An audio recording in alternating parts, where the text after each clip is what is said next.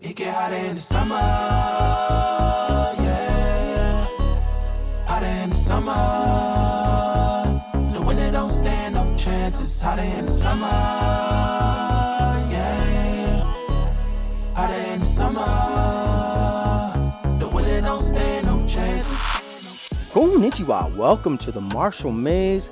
Happy Juneteenth, everybody. This is definitely a dated episode, so if I don't release this ASAP, it's actually going to bump 2 back episodes, and we're just going to release them. But I'm with my partner in crime, as always, Barack Yalad Shidoshi. Hey, what's up? What's up? And I'm with my partner in crime here, Israel Lopez Sensei. What's up, my man? Man, it's listen, hot as hell. Yeah. Adjusting to the Marshall Maze being in 2 different places. Yeah. We are based in Massachusetts, ladies and gentlemen, even though you'll see blast and blurbs and stuff. But we're spread out now. Yeah. I like to say one of the really cool things about being down south is they go hamburger about Juneteenth. Like they had a little festival thing going on and all that other good stuff. And man, the DMV, it was a painless experience. Oh, I didn't explain, please. They have an online site where you get all your paperwork together. Uh-huh. You walk in, you get the number. Once you get the number, they do everything right there. We got our plates. We got the new license, the new hard license right away. Boom. Got all of that stuff. We were out of there within an hour or so. Get out. Oh, yeah, I couldn't believe it, man. Wow. Nothing in the mail, nothing. Nope, nothing in the mail. And what I was like, what blew my mind is, so my other car is 600 ALE. My car is 601 ALE, and my wife's car is 602 ALE. Wow, so that's how they play down there. No, I did. It was just a fluke kind of thing. Okay. Yeah, everybody who's seen the plates were like, "What? How did that happen?" I don't know, man. I said so much for randomly generated. Right. But it's 3 cars in the same name. I guess it kind of worked itself out. Well, hey, it's family. Yeah, I was digging it. They said the next purchase is a golf cart. So Yeah. So that's living that golf cart life. Yeah. And then they have like a rec center. Oh no! On a side note, before we get into today's episode, what I thought was really cool is when you go to pay your taxes, there's a list and they show you where each bit of your money goes. Oh. Yeah. So when you're paying your excise tax, and the biggest amount of money goes to education. Oh. Which I thought was weird, considering is how they have a book banning down there too. So that's a real thing. Right. But that's but interesting. I thought that was really cool. Yeah, right? Yeah. That they're like, yo, this much goes to, so very transparent. Yeah, it's very itemized out. Yeah. And I said, man, I want to know if that's happening in Massachusetts, and if it isn't, why isn't it? Yeah. You know what I'm saying? I ain't liking living in a tourist town, though, because I'm paying a huge percentage in sales tax. Well, they get you either way. You chose to live there. Yeah, but so much for Massachusetts. I'm like, you must be talking about Myrtle Beach, South Carolina. Yeah. Hey, listen. That's why. Hey, listen. You said Massachusetts. You went somewhere else, and you realize, oh wow. I got to shut my mouth about Mass. Yeah, about taxes, man. I'm like, yeah, they get that money. Well, Florida's the same way, though. Yeah. California, too. California's just insane. But we were there. I'm like, yeah. I was like, what is going on? I'm like, the heck with that. I'm like, so much for New York. If you can make it here, you can make it anywhere. No, if you can make it out in California, it means you got money. Yeah. You got money. Even the poor people got money. I don't know how they do it out there, but they do it no more different than how we do it in New York. Well, listen, your hustle's a hustle is a hustle. You know what I'm saying? And when you look at certain things, that goes back to a hustle. Yeah. And no matter, when you're on a working class street, I learned this when we stayed at Airbnb for a month because we were transitioning to our new place down south. You know that. So I was still up in Mass for about a month. And I knew I was on a working class street because at 6 o'clock in the morning, the place was a buzz. Meaning everybody's getting up and they're going to work. And if you're getting up and going to work at 6 o'clock in the morning, you are working class. You're so it's like the movie, right? Yeah, it's like one of those movies, those neighborhoods, all the cars are pulling out. All the cars, everybody's pulling out, getting ready to go to work. They all work at the same factory. These are I said, unfortunately, this is the working poor. Mm-hmm. Because almost everybody on that street has 2 jobs. Mm-hmm. And the street wasn't the greatest street on earth. Trust me, it really wasn't. I mean, I wouldn't say there were gunshots every night, but I couldn't walk more than 3 steps and trip and hit a police cruiser. Get out You know here. what I'm saying? Yeah, like it was just weird, right? So you didn't see this when you were out there and vacationing? No. I'm talking about in Massachusetts. Oh, we were right down. Yeah, I was about to say, what? No, so we're in Worcester, and it was just a part of Worcester. And the Airbnb was nice. Don't get me wrong. It was just you knew where you were based upon the cops. Like Right. I always said, it's one of those things that have always baffled me when an area has a high crime rate and they have more police in an area, and in an area that has less police, there's no crime or less crime. Right. You know what I'm saying? It just always blew my mind. So it's one of those things where the math doesn't work. Yeah. Where you're like, wait a minute, if you have more cops, it'd be a safer area. Right. Not more cops and the crime is rapid. Right. How does that work? Yeah, it's weird. And then you have over-policing. Well, that's just it. It's an over-policed area yeah. and stuff like that. I mean, but for the most part, again, we were only there for a month, and I feel like I'm not. I may be misjudging it because, again, I was only there for a month. And even then, I was in and out. Remember, I went down south for a bit and then came back up and stuff like that. So there's that. All right, so let's get to it, man. Today's topic is brought to you by the letter O. Oh, as it no, sorry, like a Sesame Street moment. I'm all right, ladies and gentlemen. No, so I'm going to let you start off with this. So I'm going to give a little bit of the backstory, and you can correct me if I'm getting it wrong. One of our friends in the Marshall community, because we pay attention to everything out in the ether, had basically posted a video of someone being what that person would say is a little more aggressive with a woman learning how to do her things. I watched the same video. I came away with that it was a good fall. Like there's no real way to. As a judoka, especially if you have boxing gloves on, there's really no way to do a slapping break fall with boxing gloves on. However, the fall was good. I thought it was genuine. And then I, of course, read the comments and stuff like that too. But it's not the first time that I heard this topic being discussed before. Like he just happened to post it, and it's just fresh on the bean. But I was talking to Haskins Sensei, because him and I we palather every now and again, and we've talked about it, and then I know other folks that have talked about it. Now, I personally believe if you have the information doesn't change. It's a one size fits all. Right. It's like math, right? The math equation is the equation. That's it. It's not works. 2 + 2 is 4, or Tuesdays only after 3. That doesn't work. Unless you're Terrence Howard. Yeah, I guess so, right? But all right, so bring us forward, man, because this is women in martial arts, and how do you teach women? How do you train? How do you train women in martial arts? And so we know that for a long time, martial arts, no more different than the military, was only for men. All right, and women were completely excluded from that. Yeah. And so now that we include women in the military, in sport activities, and there has been a huge clapback of women not being respected in sports that men do, like for instance football. All right, and women playing with men in football, is that a good thing or a bad thing? And this is all debatable. I think there should just be a women's league, all right, versus being on, the front line with men. But then I've have a friend by the name of Adrian Smith, CEO of Harlem Hip Hop Tours. Love you. And she was part of, I believe, the Boston Sharks. Okay. It was an all-women's football league.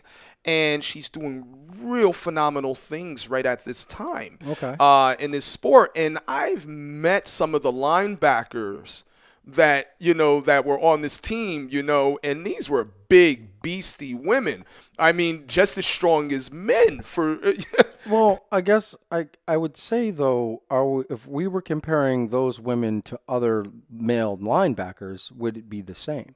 No, it would not be the same, because I guess that's the thing. I mean, like if we want to make a reasonable argument, then we have to say that if I get a woman who's 250 pounds and a male that's 250 pounds, and they're training to be at a specific sport like football, right, which is very physical, will the 250-pound male be more dominant?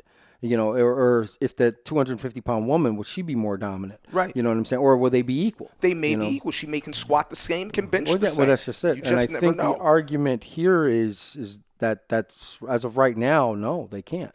The male typically can do more. I can tell you this with my daughter in wrestling, that her at 160 and the kid who was able to hold her up with one arm, at 160. I mean, I was like, "Are you sure he's 160?" And can I get an ID? Because he looked like he was 25. But he Right. of course was developed like a brick shithouse. Right. So, I wonder, when we make that comparison, are we putting those factors in? Yeah, no, it's very interesting when you start to dig into it. And women want inclusion. They want to show that they can do whatever a man can do as well in the workforce and everything else. I think in certain things like that, I agree. Especially when the brains are brains, man. Right. Now, in the realm of martial arts, though, if we're talking about karate systems, not sport, all right. So so I'm gonna move the goalpost a little bit and say we're talking martial concepts and stratagems in the self-defense side of things, along with just what karate, the information that karate gives, right? Or Okinawa-te, right, or even kung fu. The information that's given, I personally believe that it's a one size fits all. You look, the either you understand the techniques or you don't. And most of these techniques were designed to be an enhancement and really maximum efficiency, minimum strength. I know it sounds like a judo maxim, and I know Kano Sensei is but this is any martial system. What's it designed for? You know what I'm saying? Why am I? Well, if it's really, really built upon strength and stuff, then why have a light weight class then? You know what I'm saying? No, it's structure over strength every time, right? So if you understand the information that's being put forth and utilize that as the governing context, you know what I'm saying, then I personally believe there is no difference. No, I don't believe there's a difference either as well. No more different dealing with some a very skinny man that weighs atom weight, and you have a woman that is just the same weight and they have the same body mass. It's about the information and how well someone can perform the technique. Now, the question is conditioning and training. Like for instance, like I even tell my my lady students that when we're going over self-defense, open your hands. I know you see me use a fist because my knuckles are tempered. All right. And versus for a woman, that's not, you don't want to hit that way, because the possibility of injuring yourself. So you're going to hit other way. We're going to use other hands. You can use a fist. I'm not anti-fist. No, you can use a fist, but just please keep that in mind. Know where you're hitting. Well, there's a trade-off. Like, okay, so like case in point, you and there's a handful of other martial artists that I know. I always talk about your knuckles like the cauliflowered ear and stuff like that. It's almost a dead giveaway. You're a puncher, you're a striker. Right. You know what I'm saying? So I see them two knuckles. I'm like, oh, we know what he does. You know what I'm saying, and stuff. And then we decide whether or not we're just going to shoot you.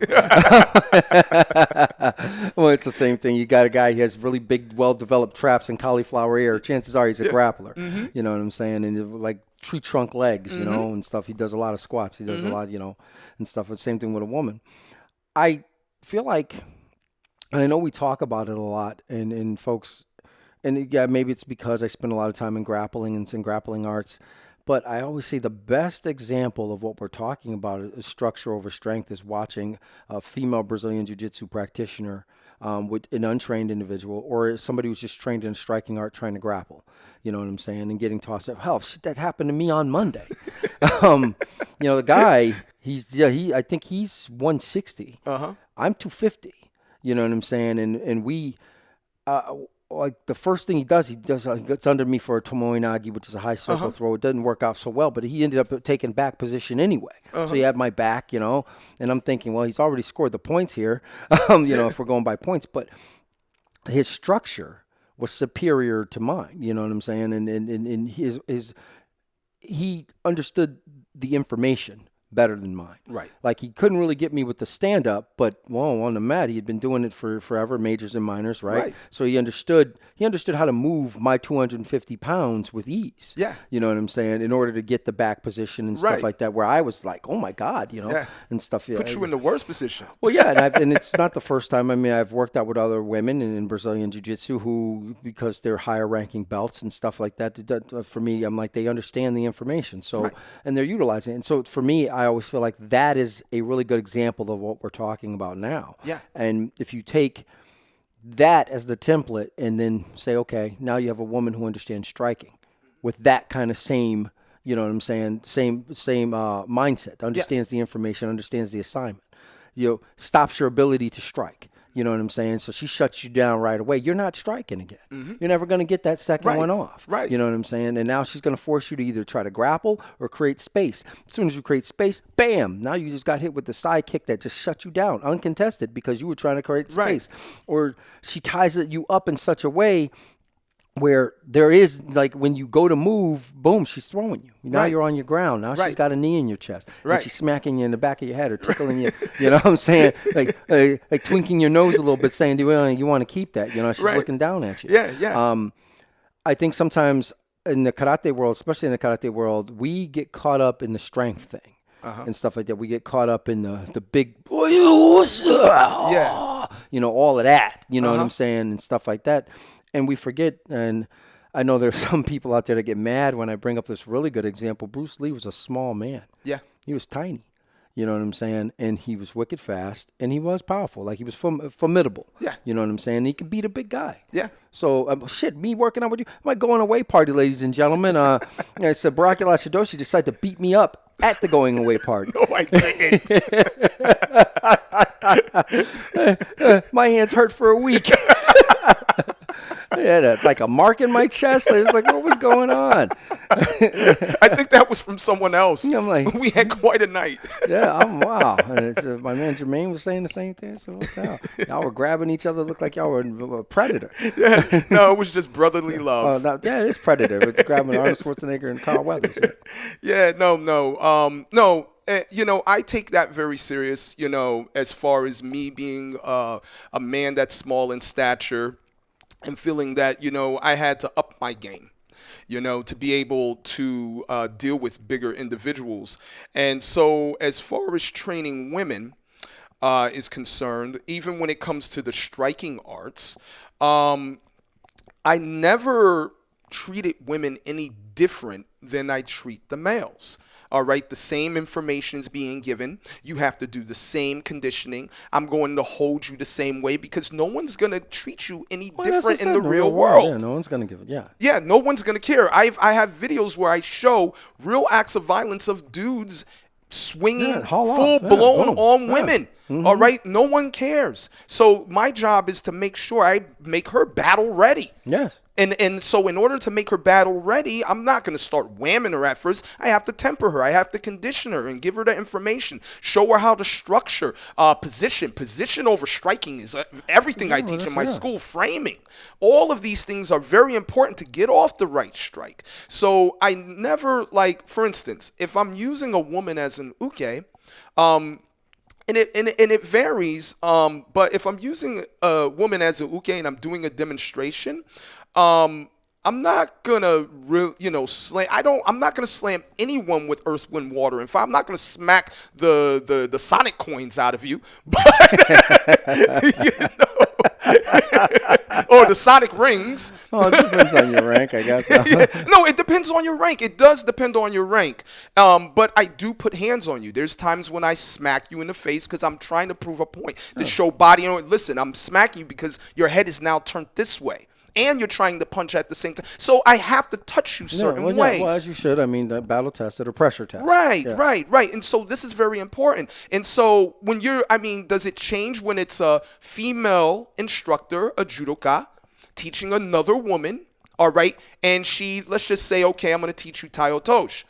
All right, and let's just say she's learning it. Okay, we're going to go soft, but You're competitive. No, I'm about to tell you right now. No, I've been thrown by quite a few female judoka that try to put you through the ground. Right. And it's really because, well, it might But be do because they of do rank, that to though, each too. other? Well, that's the Yes, point. Yes, they do. But my job as a Tory is to throw you the best way I know how. So if it means making a pothole out of your body, your ukemi needs to be there. Now, however, with that being said, if you were a yellow belt, and I wouldn't have that same, but I would have enough there where you're going to need to utilize your ukemi. Yes. Now, circling back, the one thing I will say about that video, that reel, I think it was a reel, ukemi waza.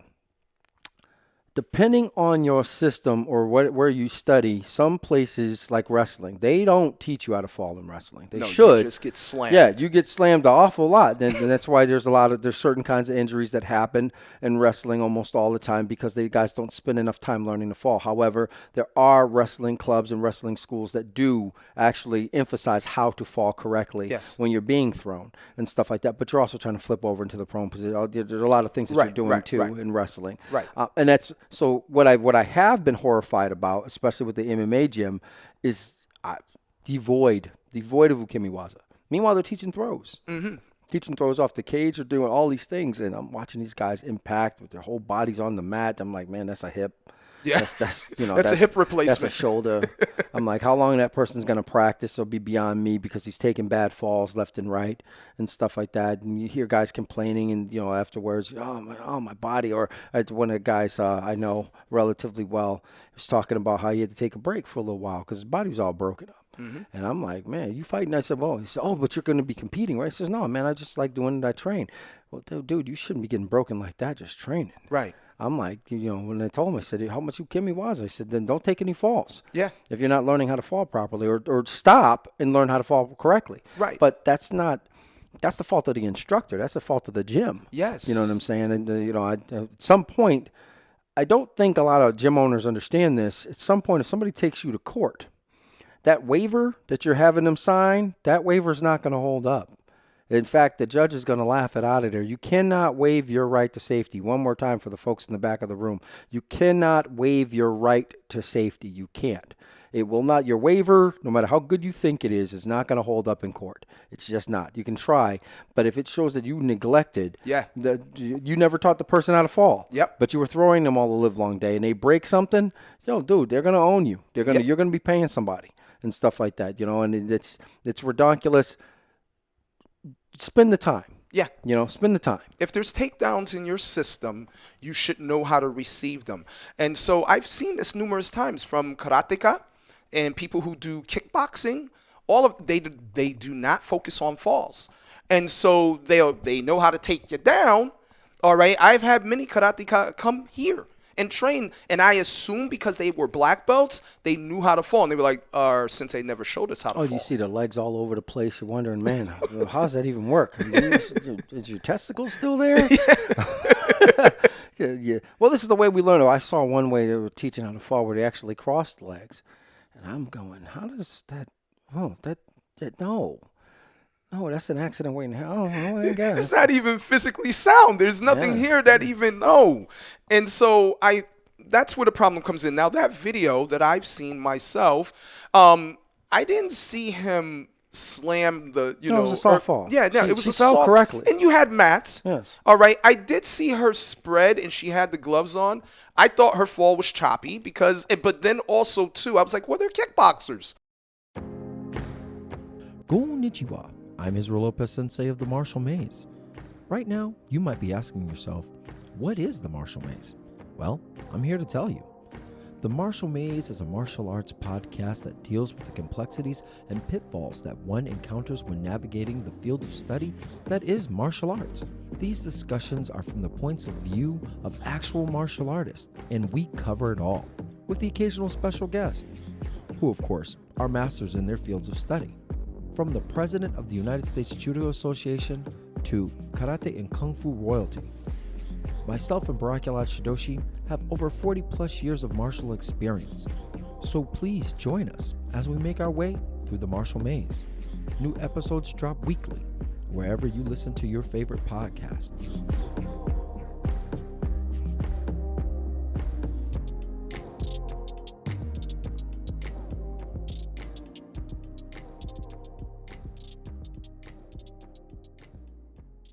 Well, even that kind of sweep, I mean, if you catch somebody full blown, their legs are in the air, and that's a whole different way to fall. Yes. But it's still pain. Listen, here's the thing. It's still painful. The reason why we learn to fall the way we fall in judo is because we have to be able to when we're doing nagikomi, which just means repetitive, you're being thrown each time for uchikomi.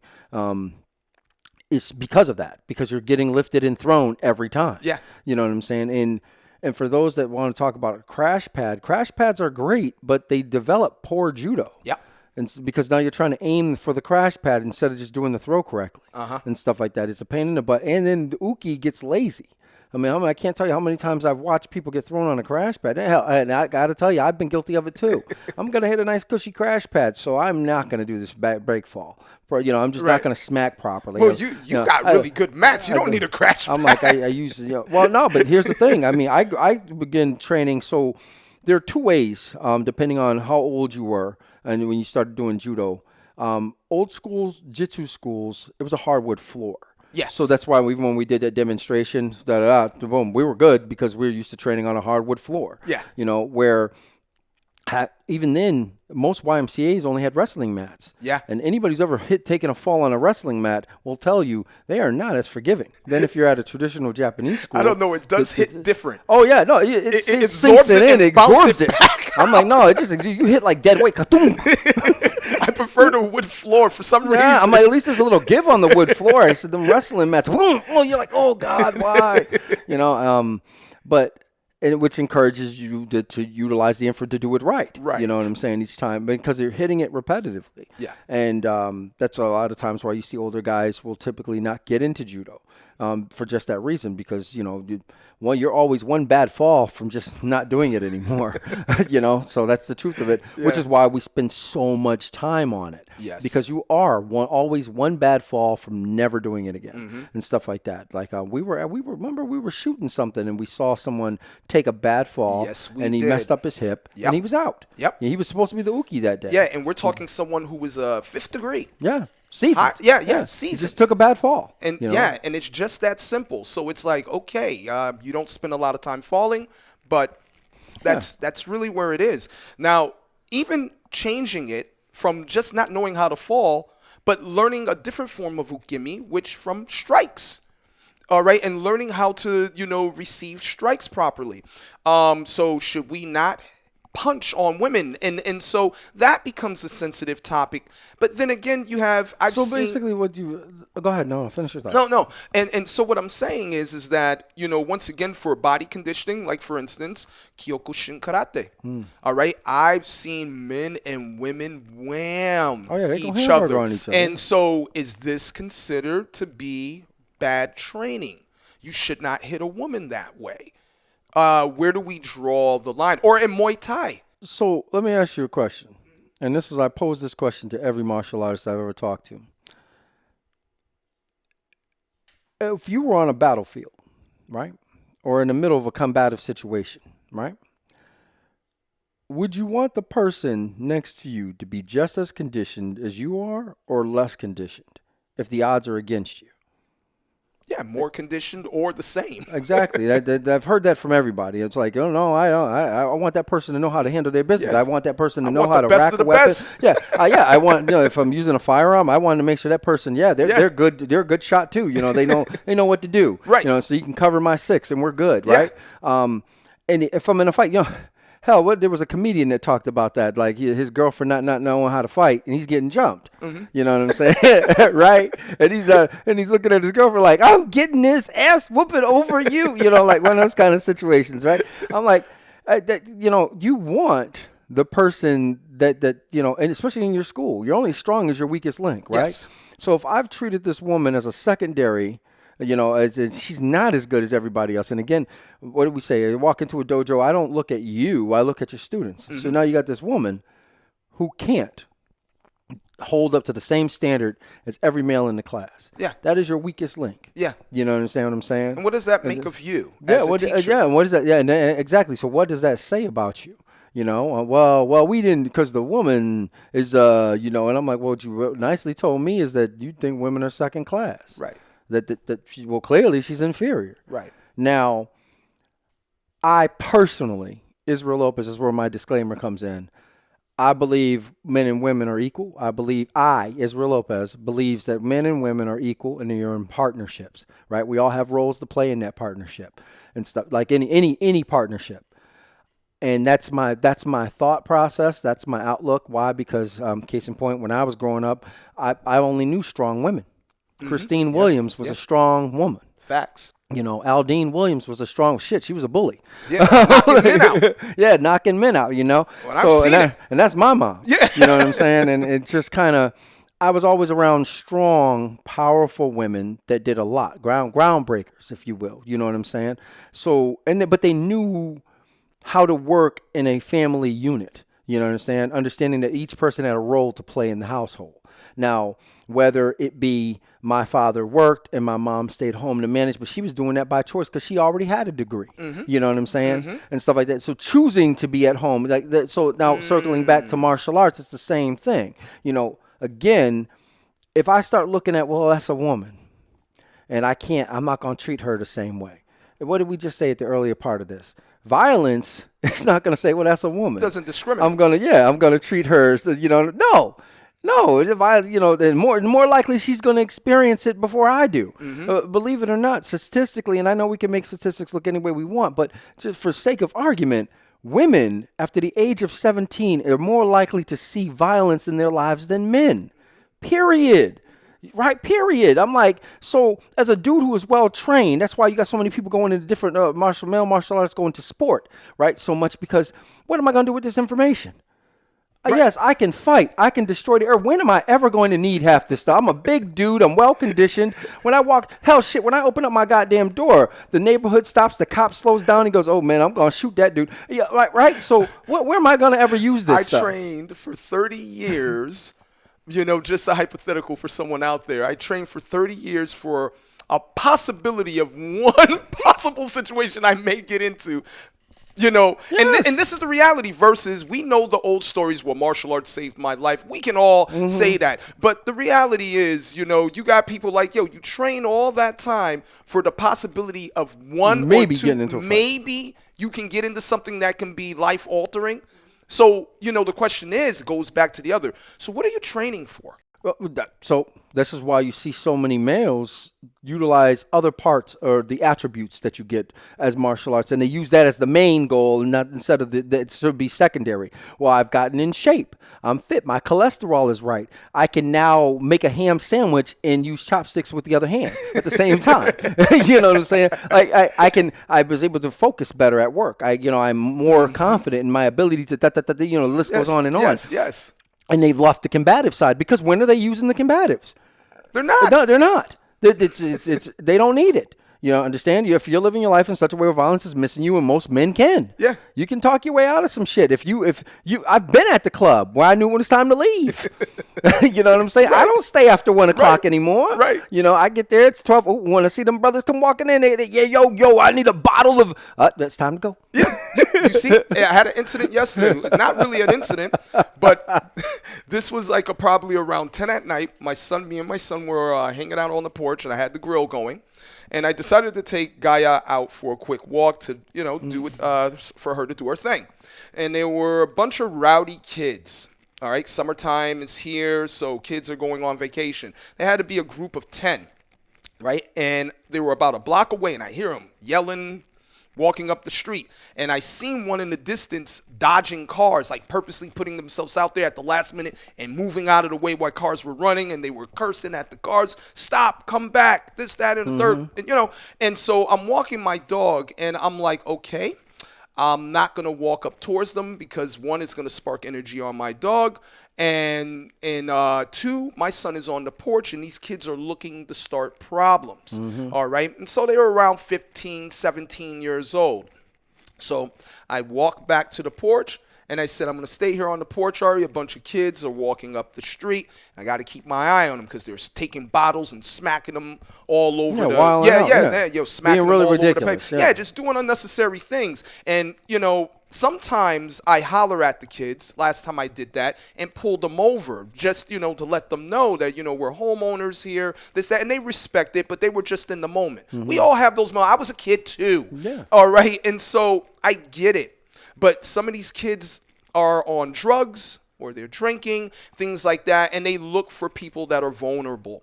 So I made sure I brought myself back on the porch, and the kids walked by, and one of them said, "Oh, he got a dog." All right, and I'm standing there on the porch looking at them as they're walking by, and they see I'm looking at them, and they're looking at me, and one of them said, "Damn, you see how hard he's looking at us?"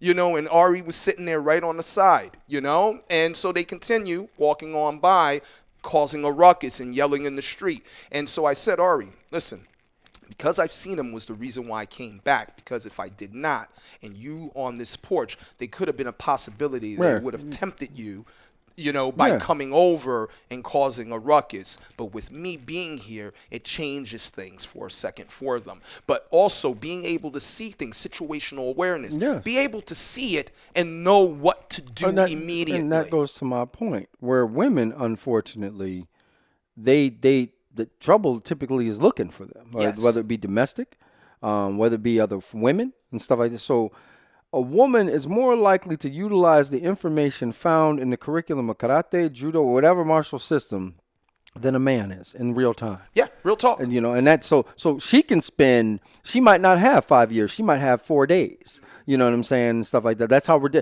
how ridiculous it really is. So me personally, when a woman's coming to class, no, we're going to give her the business. Yes. We're going to give it to her because she needs to she needs to understand this level of violence. She has to have it pressure tested because she may need, this information she may need it to save her life. Yes. We had a student at the more commercial school back in the day, and I'm not going to say her name now, but she's a doctor now and stuff when we were part of Western Mass, and I guess she went to...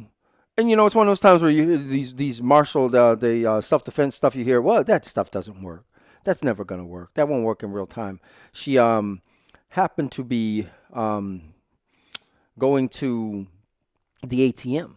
Now, she did not have good situational awareness at the time because she didn't realize a threat was walking in behind her. So she did her thing. She went to turn around and bam, gets hemmed up real quick. And... she utilizes one of the second techniques in the gripping kata and stuff like that. Boom, boom, and drops him instantly. One of the techniques I still teach to this day because it works.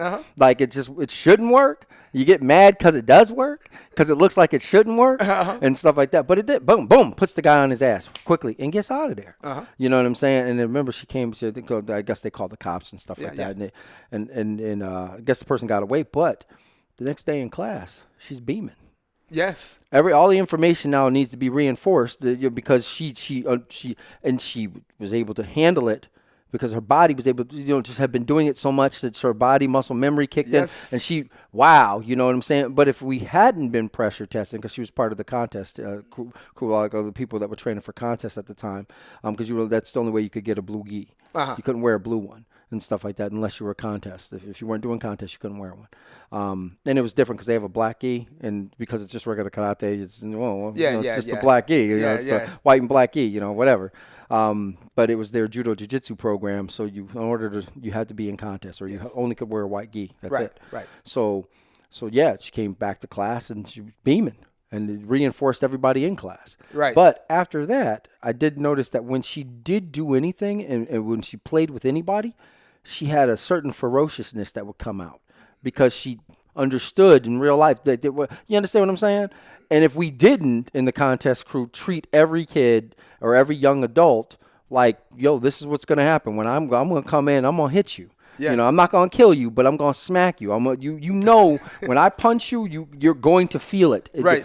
So you act accordingly. So yeah, and we going to strike towards the head. Now I'm not going to knock you out, but yeah, you might get the touch. You're getting licked up. Yeah. So if you don't cover, if you don't block, you're going to get hit. Yeah. You know what I'm saying, and stuff like that. I agree. I had one student last week who got a good smack by one of my female students, right? And so I was teaching them reaction, like, yo, listen, the street, no one's going to tell you I'm punching with the right, I'm punching with the left. All right, even though when we're doing a technique, hey, I'm going to do a jab cross. But this time you got to learn to read, all right? So we were doing these reaction drills, and I said, now pay attention. And so one of my students came, and I said, just don't make a fish, just do a hook, but keep your hand open. And if you lick them, you lick them, Mm-hmm. And so first time he caught it. And I was like, good. I guess he just wasn't he was happy he got the first one. She came with the second one, and it caught him off guard, and all you heard was this loud clap. And I said, "You're up now, right?" And he didn't miss a second. He didn't miss no more after that. Yeah. You know what I'm saying? So it really changes the game on how you train and prepare your students. No more different than when you're in the military. Okay? So you can't change the level. Women are on the battlefield. All right? And they have your back. And, like and I just think culturally, like there's so many reasons you shouldn't. You know, listen, I'm not Japanese. I have no desire to be Japanese, even though I say Konnichiwa, and I do use a lot of the Japanese, you know, anyway. Well, it's part of our training. But yeah, and I'm not Okinawan, nor do I have any desire to be. We don't do appropriation. We don't do that. Well, no, we don't, and because I'm Afro Latino or whatever, that's what they tell me. Not walking around with a kimono in my house. That's go over well. Eating Japanese food every day. You know what? I'm not gonna lie. I think it's a cultural thing. Like I can eat beans and rice every day. And I can eat Chinese food every day. But even but I like real Chinese food. You're not eating it like that, like in The Last Dragon wearing an amigasa straw. Yeah, no. I do eat with the bowl with chopstick. Yes, I'm that guy. No, that's fine, but this is not something you're doing. Oh, no, it's not. Yeah, I'm not at the Italian restaurant talking about pulling out my steaks. You even got a Japanese accent. Where is that coming from? You know.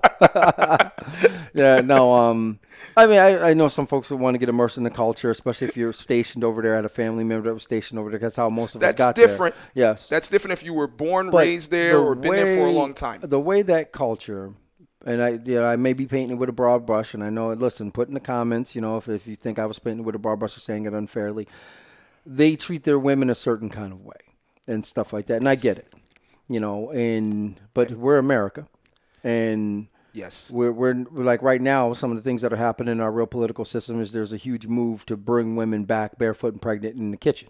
And I don't support that movement. That's not, you know, I even bothers me when people make statements like, well, my husband is the provider, I'm the, and I'm like, no. Yeah. You should be able to stand on your own 2 feet without your husband. Your husband should be able to maintain the household without you. You know what Facts. I'm saying? I'm like, I agree with that. Well, yeah, it should be. If your husband loses his job, you may not carry it the whole time, but you should be able to carry the weight of the household, vice versa. If you don't like your job, one of the things I told you once before that made me really proud was my wife, I was supposed to say husband, my wife. I've been looking at her. What happened? Alana, what, really? When my wife was working in Lawrence, she was not happy where she was at. And I was in the position at the time to say, quit, quit, and I know you'll find something else. Now, the backstory with that is my wife has her master's degree. You know this. I don't have a degree. My highest level of education was a GED, and then from there I went and worked for the state, law enforcement, all the things that I've done that I had certifications. You know, I went to the Maritime Academy. I have certifications, but it's not the same as having a full-on college degree. I've taken college courses, college classes, but I don't have any real degree. Right. Which means my wife will always earn more than I do. You know what I'm saying? But I was blue-collared. You know this. I've always had a job. Yeah. And I was in the position where I'm making almost as much money to say, hey, no, we can survive just fine. And then when I got hurt, it was, hey, no, we can survive just fine. And that to me reinforces the partnership, and stuff in the relationship. And again, circling back to women in the martial arts and the training, she was my equal in this. She, again, in the battlefield, was able to pick up the Naginata, and I'm going to butcher the name of that.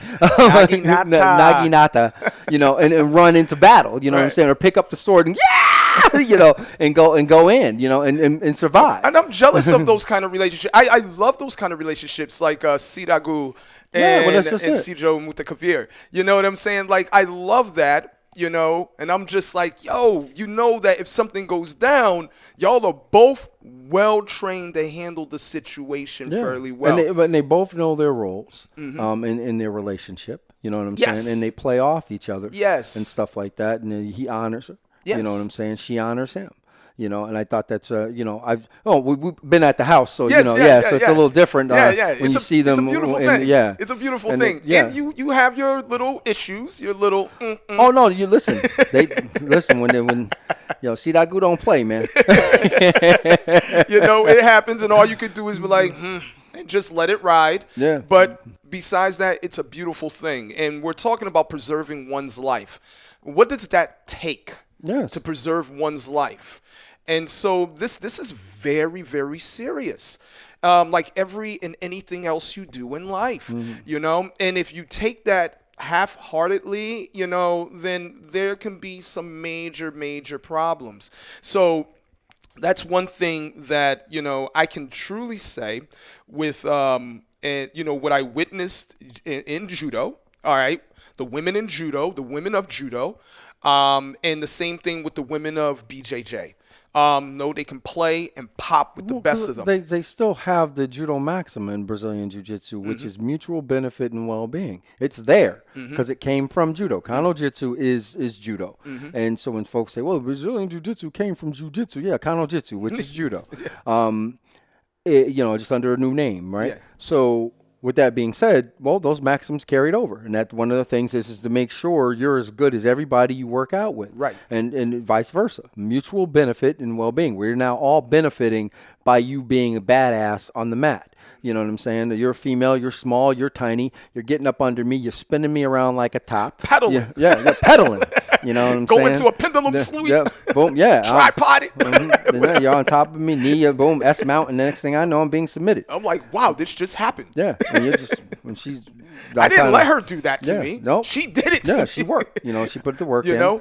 And stuff like that. And of course, you stay grounded in the reality of, well, we're not striking two at the same. That's just moving the goalpost at that point. But she understands when you frame, how to frame. She understands framing in the context of the real world, where you're not going to make frames. Your opponent's going to create the frame for you. All of that stuff. So you're getting both levels of education. Now, don't get me wrong. Not all gyms operate that way, especially the more sport ones, because they really train just for the sport. Right. Like no different than judo schools. There are great, phenomenal judo schools out there that train just for the sport of judo. I just happen to learn judo as a martial art, so that part will always come first. Right. And then, because even now I'm training for this to fight, a lot of Europeans, and it's going to change. My judo's changing. I was politely told by one of my coaches that bottom line that Izzy, your sleeve grips aren't going to work. Not if your opponent's 300 plus pounds. He's going to pull his arm back, and you're going to tear up your arm. So you better start grabbing the lapel. So now it's retraining. Yeah, and it's different levels of play too. Yes, because one of the guys I'm training with, he's a world class competitor. So he's fought all over the damn world and stuff like that. So and it's Ray Marquez Sensei. Okay, and he's down in Myrtle Beach. And he has a place in Jersey too, and I think one in Florida and stuff. But just. And again, the squad I run with was Worcester. You know what I mean? Cindy, we're badasses in Cindy, but running with a lot of talent, it always ups your game. Yes. You know what I'm saying? And stuff like that, in and out the ring and your approach to it. But watching the women that come to class, they train just as hard. The women's division is a tough division. Like, them women are monsters. Hello, this is Israel Lopez Sensei of the Martial Maze. If you're a fan of our podcast or our YouTube channel, The Martial Maze Presents Modern Combatives, did you know that you could support future episodes on both platforms by becoming a subscriber to our Patreon? Membership entitles you to exclusive Martial Maze content not shared on either the podcast or our YouTube channel, The Martial Maze Presents Modern Combatives, as well as limited edition only available to our Patreon subscribers merchandise. That's exclusive stuff, y'all. Where there are 3 different tiers to choose from, bronze, silver, or gold memberships, gold being the very best. No matter what tier, and to show our appreciation for you, the subscriber, and to celebrate our 4th season of the Martial Maze podcast, we are giving away to one lucky subscriber every month free Martial Maze merchandise. That merchandise is anything that we sell on our Martial Maze page. That's www.martialmaze.com. A new winner will be chosen each month through the duration of 2024. That's our way of sincerely saying thank you. But please keep in mind, you can't win if you're not a subscriber. That's the Marshall Mays at Patreon. And once again, thank you for becoming a subscriber, and thank you for listening.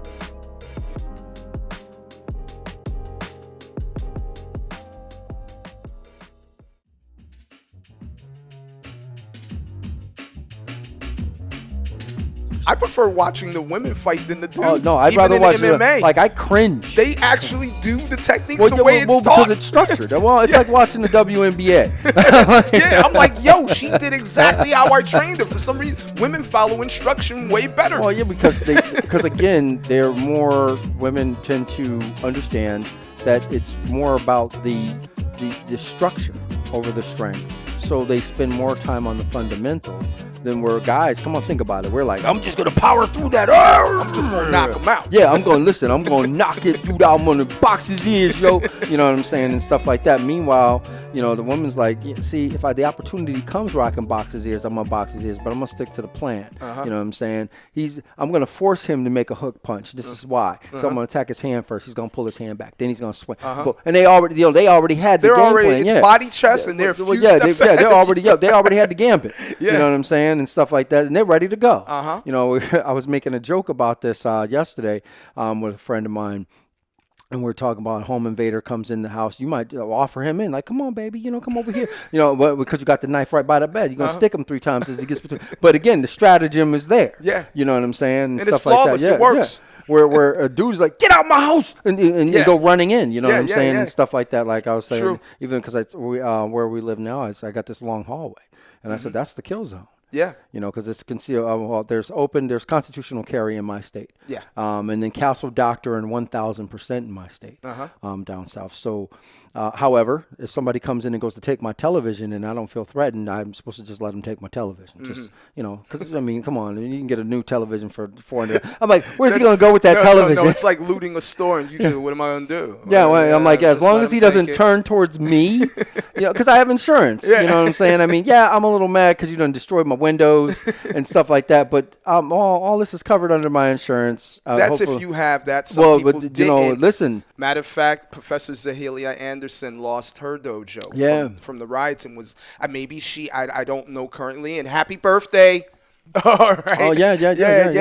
She the big 4-4. So you really threw a birthday out there? Yeah. I'm like, okay. No, she put it out there. All right. She put it out there herself. I know, you do know we're gonna see her again, right? Yeah. You doggone right. She put it out there. Okay. All right. You know all right. Saying? But when she go to clap you up, I'm whether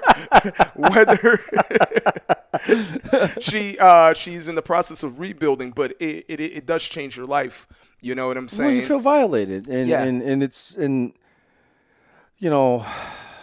I say this all the time. When our people destroy our neighborhoods, we all feel it in the monolith. Yes. I understood why they were protesting. Yes. I do not support criminals doing criminalistic things. I think all protests should make you uncomfortable. Yes. They should be in your face. They should, because again, quietly protest. It's a protest. Yeah, it's a protest. I'm like, we shouldn't have to be protesting, but damn, I mean, but now we are. But now, like it shouldn't go to that level, like what we see in New York. I guess this happened on the 5 train where you had, because of what's happening in Gaza, and they were yelling on the train, if you're a Zionist, get off now, and they were covering their faces, and this is a big thing right now. Listen, I will tell you first and foremost, and I know there are going to be people that get in their feelings about it, and yes, I am Jewish. I don't support I don't support massacring people, period.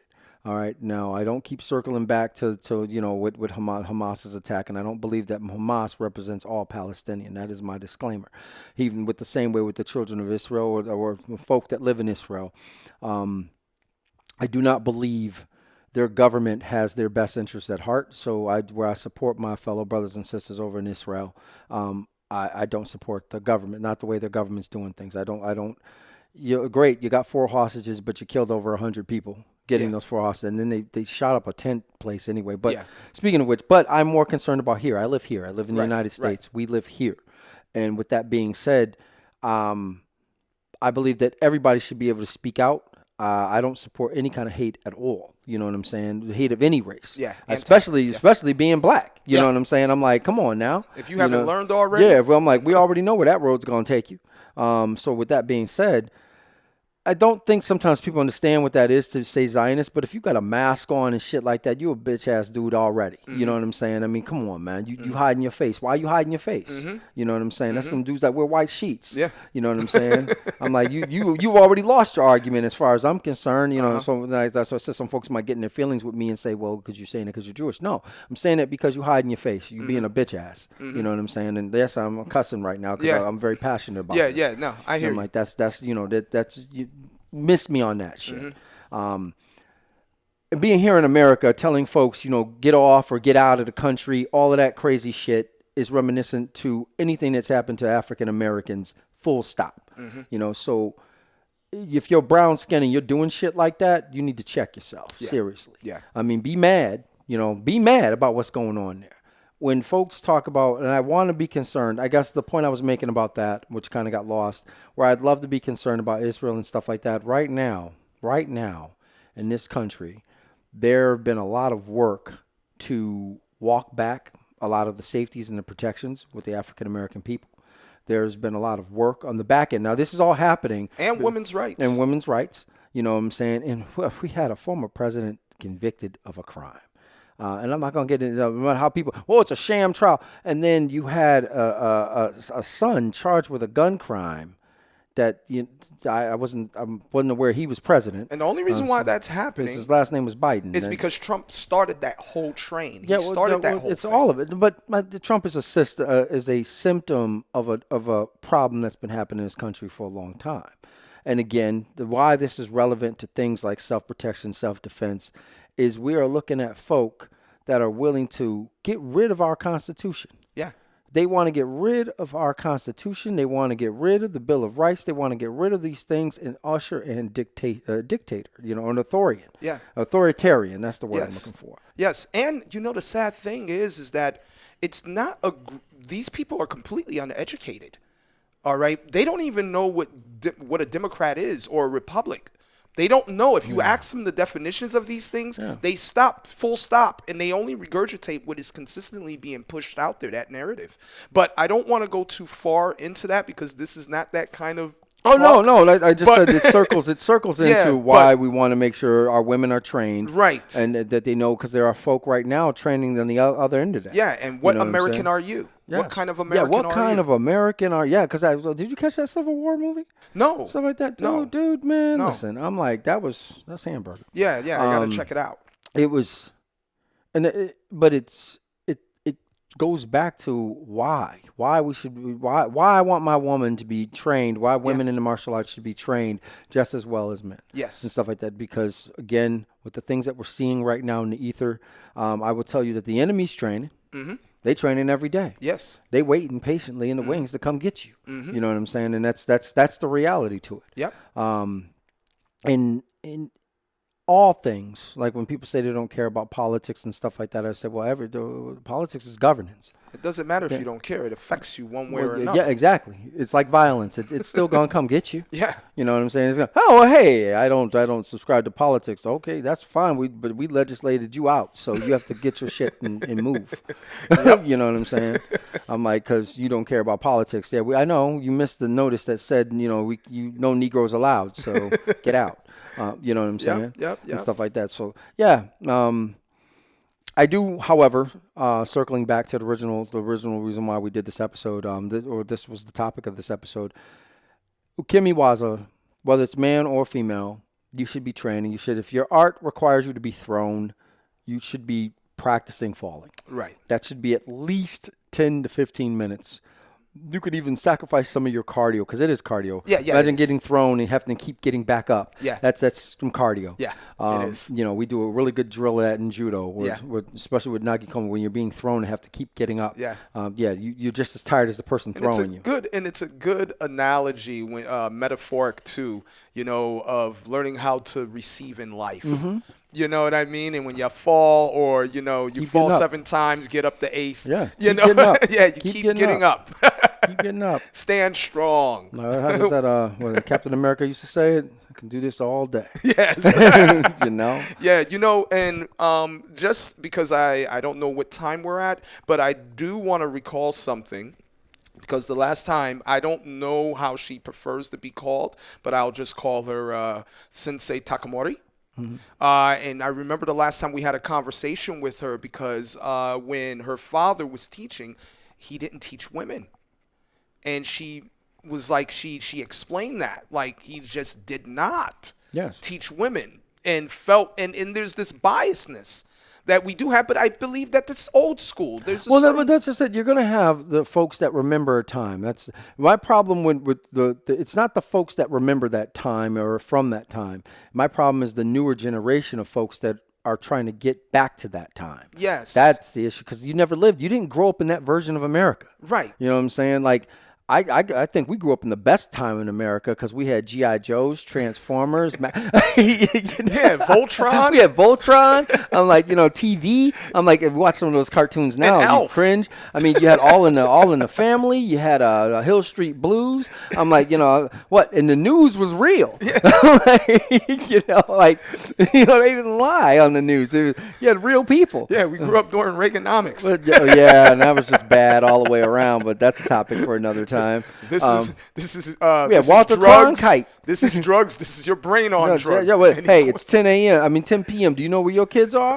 Yeah, you know man. what I'm saying? And so, McGruff the crime dog. Yeah, there was a war on drugs, literally, as they destroyed the inner city. But yes, I mean, with that being said, when I listen to the younger generation that's coming up now, and just the craziness of folk wanting to go back to a time they've never experienced. And maybe it's because people can romanticize a lot, right? Yeah. We talk about how much life was so much simpler then. Who wants to go back that far? Who even romanticizes about being a samurai? Yeah, that's just it. I think about it sometimes, and I'm like, I like the code of Bushido. I like the ethics, but a lot of those guys weren't good people. I mean, that's not. They got to do a test cut with your arm. You know what I'm saying? I mean, like, they just. That I understand the things that allure us, the things that bring us in. You know what I'm saying? And it is. The samurai look badass, you know what I'm saying, and stuff like that. They had the armor, the way it looked, but I don't know. Living in the fantasy of your mind. I would tell you, the knights were like, they had their armor was twice as heavy. Yeah. You know what I'm saying? Yeah. And I'm like, them dudes must have been really fit, because you put on a body of that armor and see. Remember that chain mail when we were at Andre's place? Yeah. Yeah, I put that chain mail on. I was about like, 50, 60 pounds. Yeah, I was like, so you imagine, that's just a chain mail. And you got a mace. Yeah. And the it's mace. Like a 60-pound weight weapon. And you got to have some strength. And then I'm riding horseback. So you got to think of the horse. You got to think of me with all that armor on. I'm like, I don't know if that would work. I'd have been a Shaka Zulu dude. I'm like, less armor. Just move. You know what I'm saying? Yeah, for real, Like, so that's just kind of crazy all the way around when you think of. But I understand why folks want to romanticize about times, and it's because it was so much fantasy, so much lore. And if you think about it, which I couldn't find Country Time Lemonade down south, which kind of bothered me, but I found a good place to get lemonade. I got these nice rocking chairs. Country Time Lemonade? Country Time Lemonade. You kidding me? Oh, yeah, I couldn't find it down south. I was like, why would you even be looking for that down south? You get real lemonade. No, here's the thing, man. I mean, I wanted to just on the side road. I just don't. Listen, there was this commercial back in the day for Country Time Lemonade where it's a farm, and you can clearly tell it's like just because there's weed all over the place, and it's just a porch with a rocking chair, and there's the thing of Country Time Lemonade. And I've always envisioned when I've moved to the South, I'm going to have that Country Time Lemonade and a rocking chair. So I got the rocking chairs. They're great rocking chairs. I got a beautiful porch. You get sweet tea. And stuff like that. No, that's just it. So I have the sweet tea, but I still want to do the Country Time Lemonade. It's like every morning I get out there, I walk the dog on the beach, and I come back, and I sit down in the rocking chair. And, I just want to have a little Country Time Lemonade and just take in the day. Just a little country time. But now I'm stuck just having regular lemonade. See, you're romanticizing that. So to get to this real quick, all right, before we end, I'm like, there are things about the past that yes, it does sound sweet when you tell the story. Like when we used to play in the field, right? Yes. The rock field, right? Yes. Remember that? Yes. And we'd get up and dodge the rock. Yeah, we had rock fights and stuff like that. I mean, no one does it better than Stephen King depicting that, even though he's talking about a generation before us, but it's just that when talking about when we were growing up, what it was like to be kids. Yeah. And that was just great. Yeah. We played outside. The best Thai sabaki ever. I know what I'm saying. We were always outside. We were always doing, and we grew up with, we had Nintendo. We had game systems. Atari. We had the what did we? Because you had the Apple IIc, I had we had the Apple II. Yeah, we had I had the Texas Commodore Instrument. 60 Yeah, you had the Commodore Commodore 64 and stuff like that. So we had computers. I mean, we had the things that would keep us. You know, I mean, I get the information now is more readily available to us, but. With that being said, we were still, as a kid, and when we talk about it, we romanticize about training all the time and all these things and having all this free time, even though we were still doing our homework, we were still doing, we still had all these things. Yep. So it's real easy. It's real easy. Things costed cheaper. I remember, 69 cents for gas? Remember that? 69 cents. Man, listen, 25 that was good cent gas. Debbie cakes, 20 cent Debbie cakes at No, one 10 time. cents. That's when penny candy was a penny. Yeah. And we had books of food stamps. Yeah. I'm like, and stuff. So, I mean, there were things, even with that, welfare wasn't something you were on for the rest of your life. Yeah. It was just for a little while. Yeah. It literally was. Yeah. You'd go, you'd get your little food stamps for a little while. Yeah. And stuff. And, so I can see where folk really want to remember that. The simpler time, and they romanticize about it, and you think about, and even myself, there are times where I've caught myself when I'm in my Country Time Lemonade chair and rocking now, and I'm thinking about reflecting on what it was like to be a young man growing up, or a kid growing up, or a teenager growing up, and the things that we did and the things that we got into, and what things what things are similar now and what things are different. Yeah. You know what I'm saying? And I found, 80s would have been a great time, just like late 70s going into the 80s, and we could just stop right there. Yeah. But I have to always remember that time wasn't so good for other people. Yes. You understand what I'm saying? Yes. That time wasn't good. Well, shit, it still wasn't good if you were black. Right. But I don't really think But there was. we were kids. But we were kids. Well, we grew up. Growing up in, we happened to grow up in an area where, no, there were no other black people in our area. No. We were the only black. Yeah, we were the only there was black a couple family. there was very speckled, like a little freckle. No, in the North End, there was no, us. You had and Larry everybody Muckle. You had the Muckles. Oh, yeah, you're right. All right. Yeah. You had little scattering, but very small. Everyone was predominantly Latino. Yeah, Latino, because it was transferring over. Yeah. You were Jewish. It was the Jewish section that was being transferred over to the Hispanic section. Because we had Rachel and them at the end of the street. They were white and stuff like this. The only white family I knew. No, we had the other. There were three other families. And then the people that lived at the end of the street where they had that fire and stuff like that. I never knew them. They You were knew white. them. The kids came over to play all the time. Yeah. Well, I'm going to tell you what. If you look at those old pictures, we look like the goddamn United Nations. Yes. It seemed like every race was represented. Yes. But that's how we grew up. Yeah. You know what I'm saying? Like there wasn't just all black. Right. That's why I struggled when Mom moved us up to the hill. Yeah, I had culture shock too when I moved up here in '88. Because I'd never been, I'd never been around all black people. Like I normally all black school. It was just different. It was like, what? Wait a minute. Where's the white kid at? Or where's the Hispanic kid? Yeah. What's going on here? Yeah, mannerisms were different. I was like, okay, I got to change things up. Yeah. Well, I told you. So I started learning the code switch before it was even called code switching. Yeah. And all of a sudden I got bass in my voice. Yeah, you know what I'm saying, man. All right. So we went off on a tangent. So circling back, today's episode was about women learning how to fall and whether or not that we should train them the same way in the martial arts. I feel like it's a Siskel and Ebert moment where I'm going, and if you don't know who Siskel and Ebert is, you're just gonna have to Google that because we don't have enough time to really get into it. But as a movie, they were movie critics. I can tell you that part. But I say train women the same as you train men. I give that the 2 thumbs up. Where I are give you? the 2 thumbs up Yeah. too. With So that. we're both we concur at this one that you should be training women the same way you train men. I will agree that I think we both agree on they should learn ukemi. If your art has falling involved in it, you need to spend at least 10 minutes. That would be my advice to anyone. And if you need to learn how to fall, find a judo school. No one's saying that you need to leave your MMA gym or your wrestling gym or any of that. And judo schools are typically very, very affordable. Nowadays, most Brazilian jiu-jitsu schools have somebody in the school that does know judo, so get together with that person, say, hey man, can you walk me through some ukemi waza, or can you walk me through falling? They'll be so happy to do that for you, because here's the thing, the better you get at receiving, the harder I can come in on a technique, and I'm not worried about your safety as much. You know what I'm saying? And I can come in correctly, where I'm coming in for a throw and I'm so concerned about your safety that I don't come in correctly. I slow it down, or I'll go so slow. And then you can still get the information across if you go slower than, molasses. But, sometimes you just want to be able to pop in, pop out. Maximum efficiency, maximum efficiency, minimum strength and effort. If I'm moving in really slow, I'm no longer going maximum efficiency. Right. You know what I'm saying? Now other secondary muscle. Now I'm using more muscle, less technique, because I'm trying to do it. Or it shows how controlled you are Well, yeah. at the same time. So it looks like ballet and everyone. Well, it should look like you're dancing. Yeah, I say this to folks all the time. When you were gripper enduring, it should look like a kind of a chaos dance. Yeah. Chaotic dance. Even working with Ray, my hands are still so swollen working with him. Ray Sensei. So it's just, we're gripping and we're just going through the drills, man. A lot of drilling, which is awesome.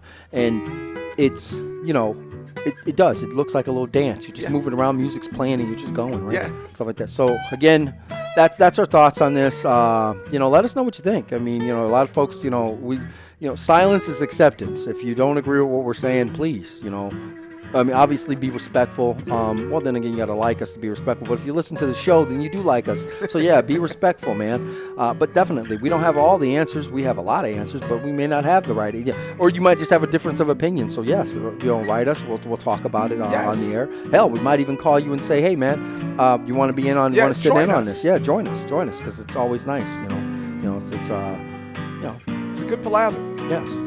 So, as always, I'm with my partner in crime, Barack Chidoshi. And I'm with my partner here, Israel Lopez Sensei. And you've been listening to The Marshall Maze.